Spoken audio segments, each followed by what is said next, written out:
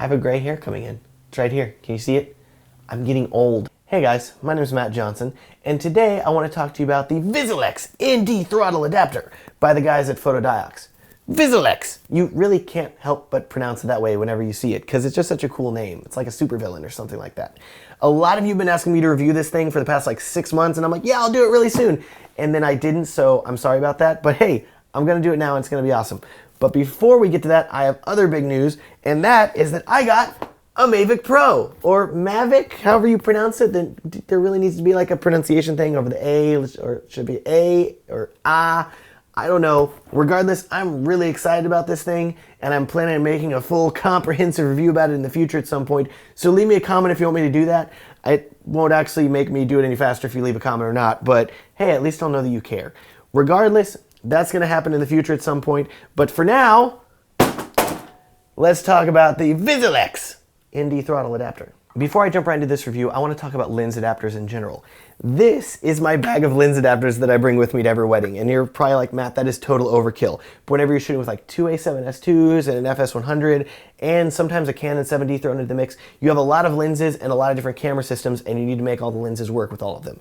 So in this case, I've got some Nikon to Canon mount adapters, I have some Canon to Sony mount, I have some Nikon to Sony mount, huge variety of adapters in different styles. I got speed boosters, regular adapters, so many things that I use. And the reason that all of these adapters can work with Sony cameras, specifically E-mount cameras, is due to something called flange distance. And I'm sure you're like, flange distance, Matt, that sounds kind of dirty. But hang with me here. Flange distance is the distance between the back of your lens and the sensor of your camera. And E-mount cameras have very shallow flange distance, meaning that the sensor is very close to the back of the lens.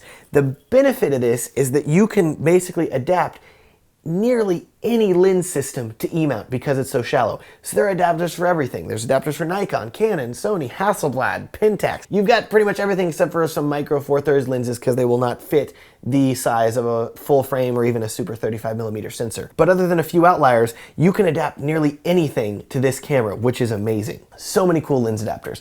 I could honestly talk about lens adapters for hours, and sometimes I do, and it tends to annoy my wife. But regardless of the status of my marriage, let's talk about the Vizelex ND Throttle adapter. Specifically, this is the Nikon lens mount to Sony E-mount. So this will adapt Nikon lenses to Sony cameras. The reason that I'm using the Nikon version is because I have Sigma art lenses with a Nikon mount. Now, why do I have that instead of Canon or something like that? The reason is, and I've talked about this in previous videos, I got tired of dealing with the electronic connection between the lens and the camera. Sometimes there'd be flickering and just difficulty changing aperture with different adapters. So I said, you know, forget it. Let me switch everything over to manual control. And because Nikon lenses have this little lever here on the back, and you can see that whenever I move it, it actually opens and closes the aperture of the lens, which is super awesome. So they make lens adapters that interface with this lever on the back of the lens, thus allowing me to change the aperture manually. Now, the benefit of using the Nikon mount of the Vizelex ND Throttle adapter, I've got to stop saying it that way, but it's so much fun. The benefit of using this version of the adapter is that you'll notice that it has two separate rings on it.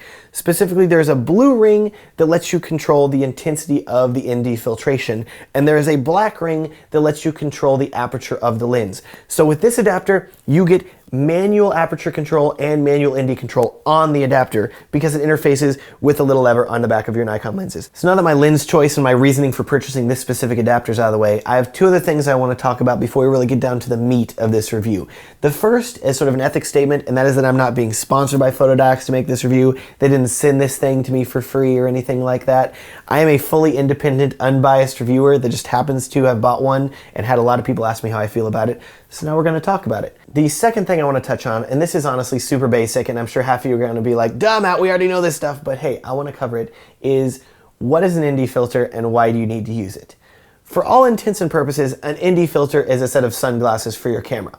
Now imagine that you're a photographer and you are shooting outdoors on a sunny day and you want to shoot with a low aperture at like f1.4 or something like that, so you get that beautiful buttery bokeh. If you are a photographer, all that you have to do is turn up your shutter speed to 1/250th of a second, 1/500th of a second, 1/1000th of a second, whatever you need so that your exposure is proper even though you have a high aperture. Now if you're a filmmaker on the other hand and you want to go outside into the bright hot sun and shoot some beautiful buttery f1.4 bokeh, because who doesn't, let's just be honest here, it is not in your best interest to just go cranking up the shutter speed until the image is properly exposed. Why? Because of a little thing called motion blur. Now if you look at my hand that I'm waving here kind of like an idiot, but also kind of like a bearded Miss America, which is kind of cool, you'll see that my hand has a pretty decent amount of motion blur. And that is because this camera is currently recording at 24 frames per second and the shutter speed is set to 1/50th. And as a general rule to follow, your shutter speed should always be double your frame rate. And you're probably thinking, wait Matt, if I'm not some math genius here, but 24 times 2 is 48. That isn't 50. And I gotta say, I'm sorry, but most mirrorless and DSLRs and other cameras like this do not actually let you shoot at exactly double your frame rate. It's gonna be 1/50th instead of 1/48th. It really doesn't matter. It's close enough for it to not matter. What does matter is whenever you start cranking up your shutter speed, things start to look weird. So I'm going to turn this up by 6 clicks here. 1, 2, 3, 4, 5, 6. Gets a lot darker, and you'll also see that I am now shooting at 1/200th shutter speed. And whenever I start waving my hand here, that looks so much different, doesn't it? It looks really sharp and kind of jaggedy. This is really cool if you are filming like a Jason Bourne fight scene, because look at that. Look how cool it looks. Look how fast I'm punching. It looks so awesome. If you're doing this sort of fight scene, this is what you want to do. But let's turn it back here.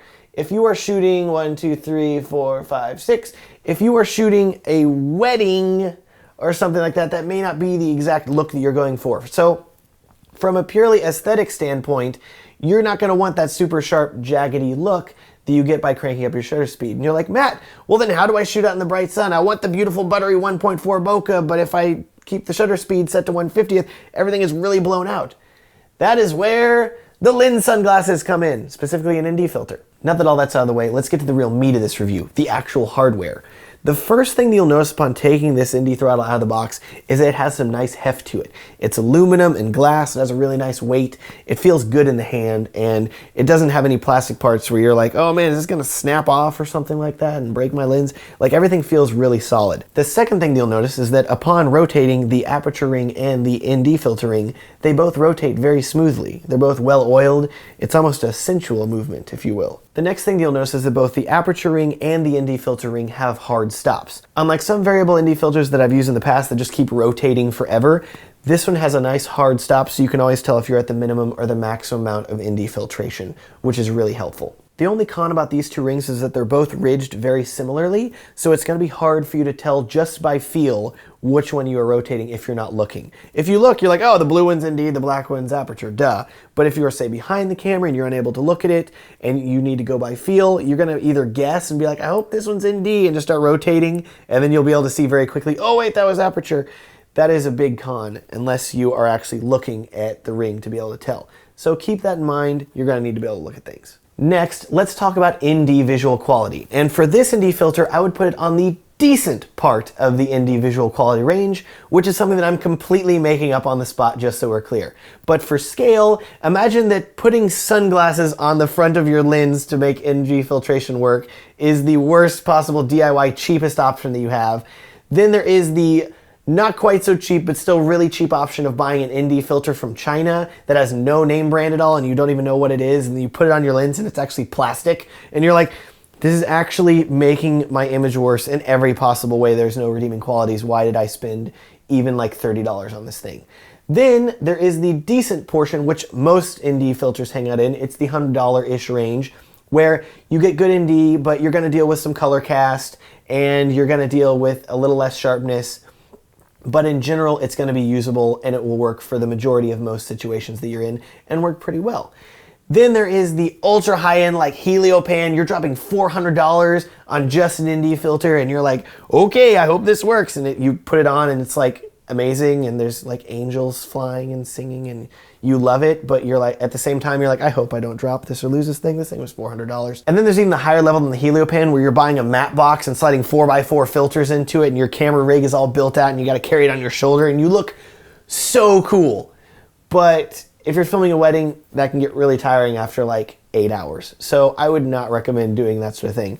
In this case, I think that this works very well, especially for the price. There are 3 things you need to be aware of as far as visual quality of this ND filter. The first is that it does have a slight color cast, but it tends to go toward the ambers, browns, oranges, yellows, that portion of the color wheel, which in general, I'm color grading toward that warmer style anyways. So I find this actually kind of helps push in that direction, and I don't view it as a con. But if you're filming like a sci-fi dark blue thriller, this may not be the best ND filter for you to use. The other thing to consider is that if you are shooting with multiple cameras in like an interview setting where you're needing to cut back and forth from 2 cameras that look the exact same, I would not recommend putting just one ND filter on one of the cameras and not having one on the other one, speaking from experience here, because then you're going to end up with a different color cast and you're going to have to do a lot of color correction in post to bring that back. The second thing that you need to be aware of is sharpness of this ND filter is going to go down as you increase the intensity. So for me in general, I rarely turn this ND filter above halfway power, and so I still get a decent amount of ND filtration, but I'm not dealing with sharpness loss, which if you crank it over, you will notice like, oh man, this is starting to look a little blurrier, which that could be artistic, who knows? But in general, I find sticking to 50% to even like 75% if you really need to push that far is totally usable and okay. But you need to be aware that as you crank it up, you are losing sharpness because, hey, you're adding another piece of glass in between your lens and the sensor. So of course there's going to be some loss of sharpness. The third thing you need to be aware of is that this ND filter does vignette. The kind of vignetting that you're going to get with this ND filter is not going to be as intense as the vignetting that you're going to get as if you put it on the front. It is going to be there though, and it's going to get more intense as you turn up the intensity. Usually though, I can take this out in post in Premiere very easily with a reverse vignette. But if you're wanting a good range of ND filtration without dealing with any sort of weird dark spots or anything like that, this is still a great ND filter as long as you're not bringing it past the point of 75% or so. Now we're starting to get to the cons of this adapter, but the first con is also kind of a pro, because if you put an ND filter on the front of your lens, you're generally going to be dealing with reflections caused by that extra layer of glass. So if you're doing a long exposure time lapse of a street or something like that with cars driving by, occasionally you will get reflections from the car headlights on another part of your image, and it can look really weird. So to avoid that, this ND filter, because it's behind the lens, doesn't deal with that sort of reflection, which is really great. The main con of this lens adapter also has to do with reflections, and it is a con that affects all of the Photodiox lens adapters that I've ever used. And that is that if you look at the inside of this lens adapter, it has a pretty shiny metal. And that causes crazy internal reflections. So if you are filming and you have like a light source that's like just barely out of the frame, so like right about here it's just coming in, you are gonna get some crazy lens flares coming into your image, which can look kind of cool, to be honest, but it can also be kind of jarring. So for me, in my case, I've chosen to embrace that in my wedding films. I'm like, oh, this is a cool flare effect. I kind of like that. I'm going to use that and just kind of embrace it. But if you're shooting in a more sterile environment, or you have a client that wants a video and they're very specific about it and they're like, we don't want any flares, you need to consider this as a tool and be very careful when and how you use it, depending on your shoot. For me, I've chosen to embrace it, but if for you, it may not work. So if you are looking for a lens adapter that doesn't flare at all, I would not recommend this one. But if you want to try it out and embrace the flares, it can be pretty cool. The second main con of this lens adapter is that it is impossible to completely turn off the ND filtration without removing the lens adapter completely. So even set to the minimum ND setting, you are still going to be losing about a stop of light-ish whenever you are using this lens adapter. So if you are, say, filming outdoors and you know you're going to be going indoors, I would probably swap out the lens adapter for a non-ND adapter whenever I went indoors if I knew I was going to be in there for a while. Because otherwise you're going to be cranking up your ISO a lot and you're going to be needing to make other changes just so you can have enough light to actually film with. But if you are outdoors, this is really great to have on your lens. The third con of this lens adapter is the durability. And I know at the start of the review, I'm like, man, this thing's beautifully built and a metal and it's strong and it feels great. And I still stand by all that. But just so you know, I am not one to baby my gear. I'm usually running around like, I need to get this shot, let's do it, hurry. And I'm just slamming lenses on things and running around. So I'm not the poster child for like carefully babying lenses. Hold on, let me get the shot. I'm usually like frantically just trying to get as much variety of shots as I can. And so with that comes the chance that some things will break. This is actually my second ND throttle that I've purchased. And this one is my first. And looks the same, feels the same, honestly. The only real difference is that after about 9 months or so, the aperture ring itself started to slip a little bit. So if I had a Nikon lens in there and I was adjusting the aperture, sometimes it would slip a little bit and it would go, bloop, and it would just go from all the way wide open to slightly more closed, and I have to adjust it again. And this was starting to get annoying because it wasn't super precise. So I realized that this was definitely a flaw of probably the spring mechanism or something like that. I don't know if this was the way I handle my gear or if this was just a design flaw or an issue, but if you're going to be purchasing this ND throttle, I want you to be aware of it, that there's a chance that after 9 months or so, one of these rings could start breaking, because these rings are the weak point, in my opinion. So be aware of that. If you can handle some slippage, then you could probably keep on using this thing for a long time. For me personally, I was like, oh, I'll just buy another one. It's $100, but I really do enjoy using this thing, so I think it's worth it to purchase another. And now I've got a backup in case I need one. Overall, even listing all the cons that I've found with this lens adapter, the sharpness and the color cast and the reflections and the durability, I still find myself loving this lens adapter. And maybe I'm crazy. I am crazy. Let's be totally honest here. But in general, whenever I'm filming a wedding and I'm reaching into my bag and I'm saying, okay, do I want to grab an ND filter that goes on the front of the lens, or do I want an ND filter that goes on the back of the lens? I grab this every time. And maybe it's because it doesn't have the bad reflections that you get whenever you use an external ND filter. And maybe I don't have to like fish around in my bag for it because I'm only just carrying this thing around, which is really nice. Or maybe I just really do actually love the internal reflections that I get for wedding films. I really do enjoy this thing, and for $100, I think that it's a great purchase. But for you, if you're like, Matt, I got some money, help me spend my money, Matt, what should I buy? Well, your choice is either the Vizelex ND Throttle, which is such a cool name, let's be honest here, it's still cool, or a regular variable ND filter that you put on the front of your lens. That has some pros, especially if you buy a zoom adapter that goes on the front of it, you can just slap that thing on and be good to go and not have to stress. But if you are wanting something a little bit fancier, this is a very good choice too. If, that's a very big if there, if you are shooting Nikon mount lenses. So if you do not have Nikon mount lenses, I probably would not even consider this thing, because you will lose electronic control. Yes, if you are using a Canon lens, you will only be able to adjust the ND, not the aperture, because it's a dead lens adapter. Thankfully, because Nikon has that little lever, you are able to have aperture control and ND control. So if you are using a Nikon lens, then this is a great investment, I think, if you're wanting to get a good ND filter and also have manual aperture control like I did. But if you are doing any sort of electronic lens interface thing and you need that to be able to change your aperture, which you're gonna need to be able to change your aperture, come on now, let's be honest, then this is probably not the best decision for you. Granted, I know that they just came out with the ND Fusion adapter, which I have not had a chance to look at all, but I know that that is supposed to offer electronic aperture control and a built-in ND filter, which is very exciting to me. But for now, if you are in the very small subset of people I feel that shoot with Nikon mount lenses and you want manual aperture control and an ND built into your lens adapter, this is a great choice. I feel like that's a very small group of people that I'm telling to buy this thing, but hey, what can you do? So if you fall into that specific category, I would definitely recommend checking out this lens adapter. Is it perfect? No, not at all. But does it make my day easier whenever I'm filming a wedding? Yes. So I will take it every time. Thanks so much for watching. In the description of this video right down below, I'm gonna have links to the Vizelex ND Throttle adapter and the zoom adapters and the cameras and the lenses and everything else that I can't remember right now that I talked about in this wedding video. That will all be down in the description if you want to check it out. And as always, if you have any questions or comments, please feel free to leave one below or get in touch with me through my website, WhoisMatt.com. And as a reminder, I am now offering personalized one-on-one, hour-and-a-half long, awesome filmmaker consulting.